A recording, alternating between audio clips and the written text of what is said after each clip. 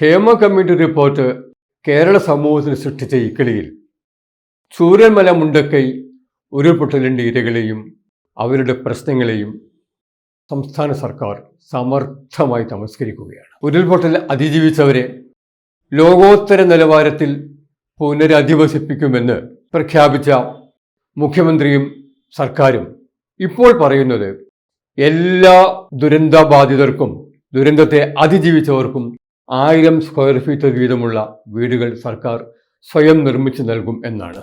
തുടക്കത്തിൽ താൻ നടത്തിയ പ്രഖ്യാപനം മുഖ്യമന്ത്രി ചുരുങ്ങുന്ന ദയനീയ കാഴ്ചയാണ് കാണുന്നത്.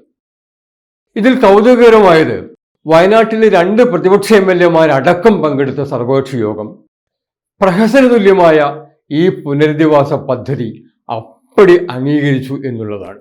ഇവരെ പുനരധിവസിപ്പിക്കുന്നതിന് ഒരു ടൗൺഷിപ്പ് നിർമ്മിക്കുമെന്നാണ് പറയുന്നത്. ടൗൺഷിപ്പ് പുനരധിവാസം എന്ന ആശയം പരക്കെ എതിർക്കപ്പെട്ടിരുന്നു തുടക്കത്തിൽ തന്നെ. അതായത് ഈ മേഖലയിലെ വിദഗ്ധരുടെയും പൊതു സമൂഹത്തിൻ്റെയും ദുരന്തത്തിൻ്റെ ഇരകളുടെയും സമീപത്ത് താമസിക്കുന്നവരുടെയും എല്ലാം ആശയങ്ങളും നിർദ്ദേശങ്ങളും പൂർണ്ണമായും തള്ളിയാണ് സർക്കാർ ഈ ടൗൺഷിപ്പ് പുനരധിവാസ പദ്ധതിയുമായി മുമ്പോട്ട് പോകുന്നത്. ഇപ്പോഴും അതിന് വിശദാംശങ്ങൾ വ്യക്തമാക്കാൻ സർക്കാരോ ബന്ധപ്പെട്ട ആളുകളോ തയ്യാറായിട്ടില്ല. ഇതിൽ നിന്ന് നമുക്ക് തോന്നും ഒരു ഉപജാപക സംഘത്തിന്റെ താല്പര്യങ്ങളാണ് സർക്കാർ നടപ്പാക്കുന്നത് എന്ന്. അങ്ങനെ സംശയിക്കുന്ന ആരെയും നമുക്ക് കുറ്റം പറയാനാവില്ല. പുനരധിവാസം കാര്യക്ഷമമാക്കാൻ ഒരു ദൗത്യ സംഘമോ അതിന് മേൽനോട്ടം വഹിക്കാൻ ഒരു നോഡൽ ഓഫീസറെ എങ്കിലുമോ നിയോഗിക്കണമെന്ന ആവശ്യവും സർക്കാർ പുറങ്കാലുകൊണ്ട് തള്ളി മാറ്റുകയാണ് ചെയ്തത്. സർക്കാർ തീരുമാനങ്ങൾ അത്രയും ഒരു സംശയവും ഉന്നയിക്കാതെ ഒരാശങ്കയും ഇല്ലാതെ പ്രതിപക്ഷാംഗങ്ങൾ കൂടി പങ്കെടുത്ത സർവകക്ഷി യോഗം മൂളി അംഗീകരിച്ചു.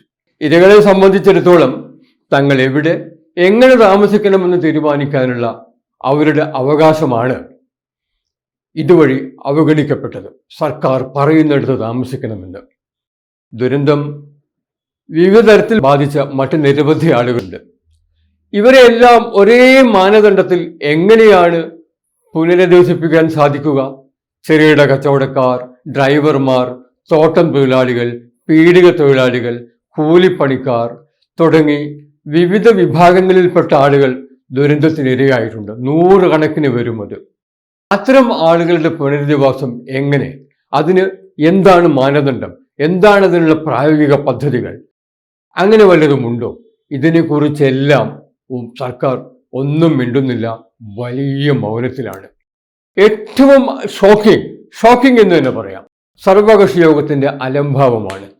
കെടുകാര്യസ്ഥതയിലും അഴിമതിയിലും മുങ്ങിക്കുളിച്ച കേരള മാതൃകയിലുള്ള ഈ പുനരധിവാസ പദ്ധതിക്ക് മാതൃകയ്ക്ക് സർവകക്ഷി യോഗം അംഗീകാരം നൽകിയത്, യാതൊരു സംശയവുമില്ലാതെ അംഗീകാരം നൽകിയത് എന്ന് തന്നെ പറയാം, വലിയൊരു ഗൂഢാലോചനയുടെ ഫലമാണ്. അതിൽ യാതൊന്നും സംശയിക്കാൻ ഇപ്പോൾ കാണുന്നില്ല. അതേസമയം സർക്കാരിൻ്റെ ഉടമസ്ഥതയിൽ ഉള്ളതാണെന്നും അവ വീണ്ടെടുക്കപ്പെടേണ്ടതാണെന്നും സുപ്രീം കോടതി അടക്കം വിധിച്ച 16,000 ഏക്കർ തോട്ടം ഭൂമി വയനാട്ടിലുണ്ട്.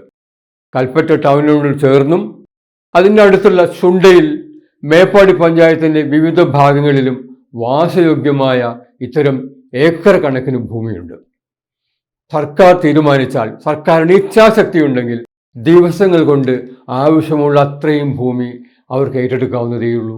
ഇങ്ങനെ ഇരിക്കെ എന്ന് മാത്രമല്ല, കാര്യങ്ങൾ വളരെ ബ്ലാക്ക് ആൻഡ് വൈറ്റ് ആണ്. ഇതിനകത്ത് ബ്ലാക്ക് ആൻഡ് വൈറ്റ് ആയിരിക്കെയാണ് വയനാട്ടിലെ ദുരന്തബാധിതരെ മുഴുവൻ വഞ്ചിച്ചുകൊണ്ട് സംസ്ഥാന സർക്കാർ ഒരുതരം കൺകെട്ട് പരിപാടി നടപ്പാക്കുന്നത്. ഇത് കേരള സമൂഹത്തെ തെറ്റിദ്ധരിപ്പിക്കുന്നതാണ് എന്നുള്ളതിൽ യാതൊരു സംശയവുമില്ല.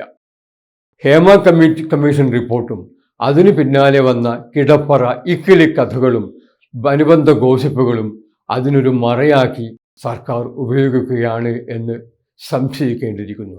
കേരളം ജാഗ്രത പുലർത്തിയില്ലെങ്കിൽ, കേരളത്തിൻ്റെ പൊതുസമൂഹം ജാഗ്രത പുലർത്തിയില്ലെങ്കിൽ നമ്മളാകെ തന്നെ വഞ്ചിക്കപ്പെടുന്ന അവസ്ഥയിലേക്ക് മാറും. ഇരകൾ മാത്രമല്ല, പൊതുസമൂഹവും. അതുമാത്രമല്ല, ഈ പുനരധിവാസ പദ്ധതി മുണ്ടക്കൈ ചൂരൽമല ദുരന്തത്തിൽപ്പെട്ട ഇരകളെ മറ്റ് മുൻകാല അനുഭവങ്ങളിൽ നിന്നതുപോലെ പെരുവഴിയിലാക്കുകയും ചെയ്യും. ഇപ്പോഴും വയനാട് അടക്കമുള്ള സ്ഥലങ്ങളിൽ സർക്കാർ പുനരധിവാസ പദ്ധതികൾ പ്രഖ്യാപിക്കുകയും ആവിഷ്കരിക്കുകയും ചെയ്ത് പ്രതീക്ഷയോട് കാത്തിരിക്കുന്ന നിരവധി ആളുകളുണ്ട്. അവരെ പോലെ ലോക മനസാക്ഷിയെ തന്നെ ഞെട്ടിച്ച മുണ്ടക്കൈ, ചൂരൽമല ഉരുൾപൊട്ടലിനെ അതിജീവിച്ചവരും പെരുവഴിയിലാകണോ എന്നുള്ളതാണ് നമ്മുടെ മുമ്പിലുള്ള ചോദ്യം. നാം ഹേബ കമ്മിറ്റി റിപ്പോർട്ടിൽ നിന്നും അതുമായി ബന്ധപ്പെട്ട നിരവധി വിവാദങ്ങളിൽ നിന്നും ശ്രദ്ധ തിരിച്ച് യഥാർത്ഥ പ്രശ്നമായ വയനാട്ടിലേക്ക് വരേണ്ടിയിരിക്കുന്നു. അതിന് എന്നാണ് കേരള സമൂഹം തയ്യാറാകുക? അതാണ് നമ്മുടെ മുമ്പിലുള്ള ചോദ്യം.